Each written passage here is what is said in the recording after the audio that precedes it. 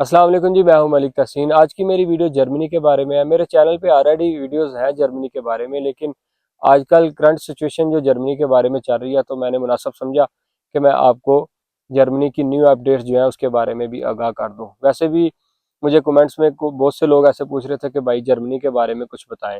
मेरी already videos हैं, तो मेरे ख्याल से नए आने वाले सब्सक्राइबर्स ने मेरी पुरानी वीडियो विजिट नहीं की, तो मैंने मुनासिब समझा कि मैं नई वीडियो बना देता हूँ और जो करंट सिचुएशन है उसके बारे में भी आपको आगाह कर देता हूँ। आपने सुना होगा सोशल मीडिया पे कि जर्मनी में असाइलम बंद हो गया है, जर्मनी ने बहुत ज़्यादा सख्ती कर दिया है, जर्मनी ने अपने बॉर्डर सील कर दिए हैं।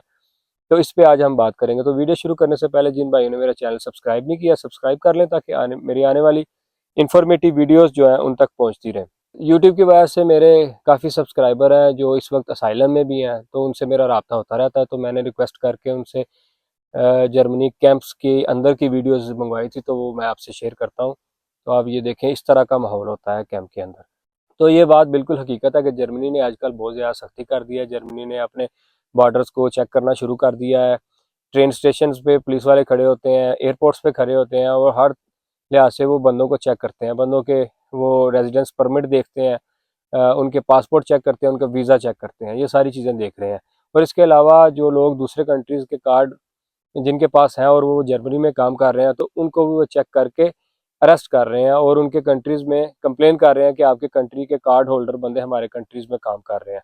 तो इस तरह की सारी चीज़ें इन्होंने इम्प्लीमेंटेशन करना शुरू कर दिया है। लॉ तो ये बहुत पुराने हैं, लेकिन इम्प्लीमेंटेशन पे आजकल इन्होंने सख्ती की है, क्योंकि जर्मनी में असाइलम सीकर का और इमिग्रेंट्स का रश बहुत ज़्यादा हो गया है, जिसकी वजह से इन्हें बहुत ज़्यादा मुश्किलात दरपेश हैं। और इसके अलावा जो इमिग्रेंट्स हैं यहाँ पे लॉ एंड आर्डर की सूरत भी बनाते रहते हैं। जैसा कि पिछले दिनों ऐसा हुआ कि एक इनका म्यूज़िकल कंसर्ट चल रहा था, जिसमें एक सीरिया का लड़का था, उसने हमला कर दिया और दो चार जो जर्मन के लोग हैं वो ज़ख्मी हो गए। तो उसकी वजह से इन्हें ये बड़े गुस्से में है और ये गवर्नमेंट से इनकी आवाम जो है डिमांड कर रही है कि इमिग्रेंट्स को अपने कंट्री से आउट करें। तो अब इन्होंने पिछले दिनों जो अफ़गानिस्तान के कुछ लोग हैं उन्हें अफ़गानिस्तान के कुछ लोग हैं उन्हें चार्टर्ड प्लेन के ज़रिए काबुल में डिपोर्ट किया।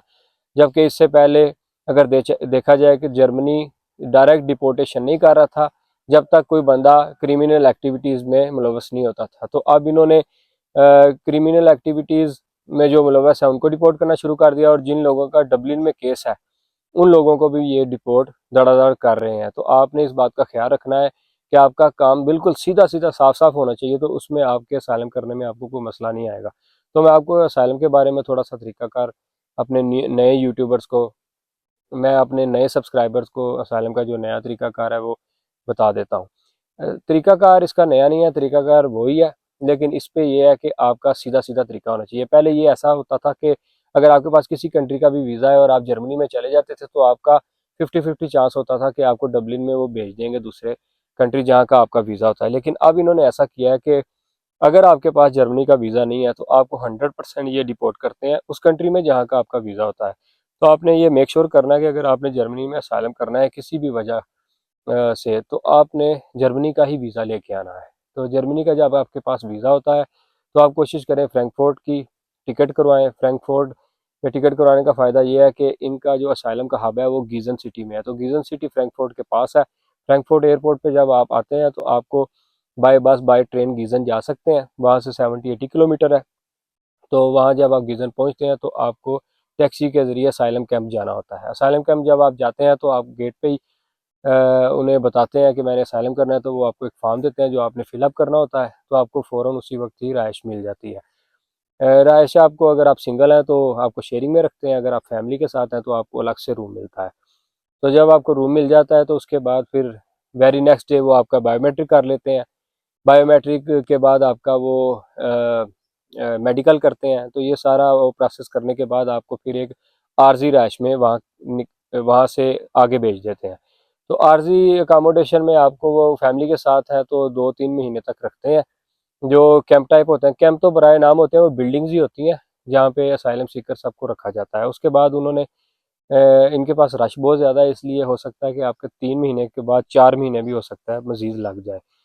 तो जो सिंगल बंदे होते हैं उनका तो प्रोसीजर थोड़ा सा लंबा होता है, वो 6-6 महीने तक भी वो कैंपों में पड़े रहते हैं। लेकिन ये है कि वहाँ जर्मनी में जो सूरत हाल है कैंप्स की वो इतनी ख़राब नहीं है दूसरे कंट्रीज़ की निस्बत। वहाँ पे निज़ाम ठीक है, वहाँ पे वो आपको पैसे भी देते हैं, वीकली 150 यूरो देते हैं, और महीने के 150 यूरो देते हैं जब तक आप कैंप में होते हैं, और आपको खाना और अकोमोडेशन और बाकी सहूलियात भी मिलती रहती हैं। फैमिली को अगर आपके 2 बच्चे हैं तो तकरीबन 400-500 यूरो तक मिलता रहता है महीने का। और जब 3-4 महीने बाद आपको पक्की ट्रांसफ़र कर देते हैं, तो तब अगर आप फैमिली के साथ हैं तो आपको एक अलग से घर या अपार्टमेंट मिल जाता है, और अगर अकेला बंदा है तो उसको एक शेयरिंग में अपार्टमेंट मिलता है जिसमें एक अलग से उन्हें रूम मिलता है। समझ लें कि 3 बंदों का अपार्टमेंट है तो वहाँ 3 बंदे रहते होंगे और वो अपना निज़ाम चलाते होंगे। जब आपकी पक्की ट्रांसफ़र हो जाती है, मतलब आपकी क्राइस पड़ जाती है, तो उस दौरान फिर वो आपके पैसे भी बढ़ा देते हैं। पैसे तकरीबन 500 से 600 यूरो तक देते हैं, और फैमिली को 1000 से 1200 यूरो या इससे भी ज़्यादा थोड़े देते हैं। इस दौरान आप अपने अगर फैमिली के साथ हैं तो बच्चों को एडमिशन करवा सकते हैं स्कूल में, और आप का केस अगर 6 महीने से ज़्यादा हो गया तो आप काम की परमिशन भी ले सकते हैं। और इस दौरान आपका मेडिकल और दूसरे तीसरे मामला जितने भी होते हैं वो सारे फ्री ऑफ कास्ट होते हैं। तो इस दौरान आप लैंग्वेज कोर्स भी कर सकते हैं, और जब आप लैंग्वेज कोर्स मुकम्मल कर लेते हैं तो आपको हाउस बिल्डिंग की तरफ जाना चाहिए। हाउस बिल्डिंग जो होता है वो वोकेशनल ट्रेनिंग कोर्स होता है जिसमें वो आपको प्रैक्टिस कराते हैं, आपको वो मुख्तलिफ डिग्रीज करने का मौका देते हैं, जैसा कि शॉर्ट टर्म डिप्लोमा होते हैं, इलेक्ट्रिकल का डिप्लोमा है, मैकेनिकल का डिप्लोमा है, इलेक्ट्रिकल का डिप्लोमा है। तो इन डिप्लोमाज में आप इसको मुकम्मल करने के बाद आप वहाँ पे जॉब भी कर सकते हैं। हाउस बिल्डिंग का फ़ायदा ये है कि अगर आपका केस पास ना भी हो तो आप हाउस बिल्डिंग की बुनियाद पे बेस पे भी आपका केस पास होने के चांसेस बहुत ज़्यादा हो जाते हैं। लेकिन ये ऐसा कोई कानून नहीं है कि आपने हाउस बिल्डिंग कर ली तो आपको आपका केस पास हो जाएगा। लेकिन ये है कि आपकी केस पास होने में हेल्प होती है हाउस बिल्डिंग से। और इसके अलावा जर्मनी एक बहुत अच्छा कंट्री है। जब आपका केस पास हो जाता है तो फिर आपके मज़ीद जो है वो आपके लिए आसानी हो जाती है, मतलब आपके पास जॉब अपॉर्चुनिटीज़ बढ़ जाती हैं। बच्चे तो आपके पहले दिन से स्कूल जाना शुरू हो जाते हैं। तो जॉब मेन मकसद होता है किसी यूरोप के कंट्री में सेटल होने का कि आप पैसा कमा सकें। तो जर्मनी में अर्निंग बहुत अच्छी है। अगर आप डॉक्यूमेंट्स लेने में कामयाब हो जाते हैं तो आपको ये जो घर मिला होता है ये इसका किराया वगैरह आपको नहीं देना पड़ता। जब आप काम स्टार्ट कर देते हैं तो आपके और आपकी बीवी के पैसे बंद हो जाते हैं, लेकिन आपको घर जो है ना वो इनकी तरफ से मिला रहता है, और आपके बच्चों के पैसे बंद नहीं होते, वो आपको मिलते रहते हैं। इसके अलावा मेन बात ये थी मेरी आज बताने का आपको मकसद ये है कि असाइलम बिल्कुल बंद नहीं हुआ। असाइलम उन लोगों के लिए बंद हुआ है जो यहाँ पे लॉ एंड ऑर्डर की सूरत हाल ख़राब करते हैं, या फिर जो डबलिन केसेस में इधर रुके हुए हैं, तो उनका प्रोसीजर मज़ीद आगे नहीं बढ़ता। उन लोगों को ये डिपोर्ट कर देते हैं जहाँ का वो वीज़ा लेके आते हैं। तो ये आपने अब मेक श्योर करना है कि अगर आपने जर्मनी में रुकना है, रहना है, तो आपको प्रोसीजर के तहत चलना होगा। आपके पास जर्मनी का ही वीज़ा होना चाहिए अगर आपने जर्मनी में रुकना है। तो इस मामले में जर्मनी ने आजकल बहुत सख्ती की हुई है। तो ये है कि जब आपको डॉक्यूमेंट्स मिल जाते हैं, और एक चीज़ और है कि जब आप असाइलम में होते हैं तो आपके इंटरव्यूज़ आते हैं। तो आपने इंटरव्यूज़ की तैयारी इस तरह करनी है कि आपने पहले दिन इनके ना 2 से 3 इंटरव्यू होते हैं। पहले इंटरव्यू में जो आपने स्टोरी बतानी है ना इन्हें, वो ही आपने स्टोरी रखनी है, उसमें चेंजिंग नहीं आपने करनी।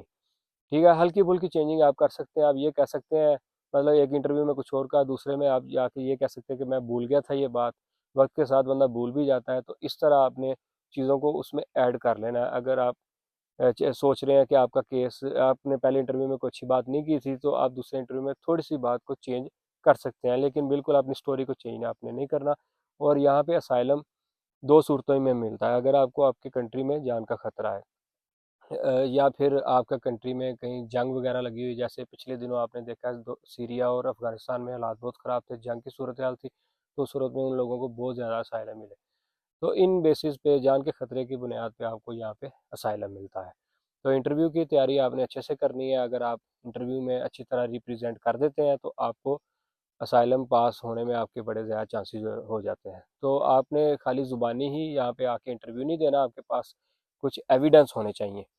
एविडेंस मतलब अगर आपकी कंट्री में आपको खतरा था तो उस सूरत में आपके पास कुछ डॉक्यूमेंट्स इस तरह के होने चाहिए कि आपके पास आपके अगर थाने में कोई आपकी एफआईआर है आपके खिलाफ, झूठी एफआईआर है, तो आपने इधर आके सबूत उन्हें देना है कि मेरे पास, मेरे पीछे मतलब पुलिस के ये मामला थे, पुलिस मेरे पीछे पड़ी हुई थी, और जिन बंदों से मेरे मामला थे वो बंदे ज़्यादा स्ट्रॉन्ग, मतलब इस तरह की कोई ना कोई आपने स्टोरी बनानी है जिसमें आपने अपनी लाचारी और अपने आप को मजलूम यहाँ पे शो कराना होता है, और डॉक्यूमेंट्स के ज़रिए आपने उसको साबित करना होता है। डॉक्यूमेंट्स इसमें एफआईआर होती है, इसमें कोई आपके आप पे कोई तशद्दुद हुआ है तो उसकी सीसीटीवी वीडियो होती है, कोई पिक्चर्स होती हैं।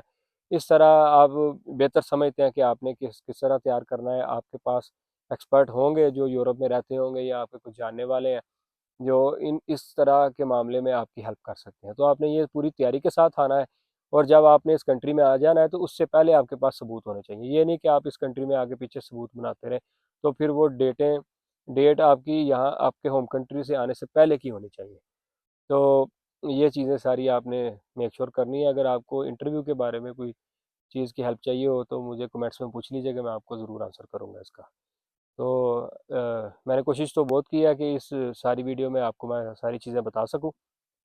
अगर अब मुझसे कोई चीज़ स्किप हो गई हो तो, अगर मुझसे कोई चीज़ स्किप हो गई हो तो वो आप मुझसे कमेंट में पूछ लीजिएगा, मैं आपको उसका आंसर कर दूंगा। अगर आज की मेरी वीडियो आपको पसंद आई उसको लाइक शेयर कर दीजिएगा, और मेरे चैनल को सब्सक्राइब कर दीजिएगा। तो मिलते हैं इंशाल्लाह नेक्स्ट वीडियो में। अल्लाह हाफिज़।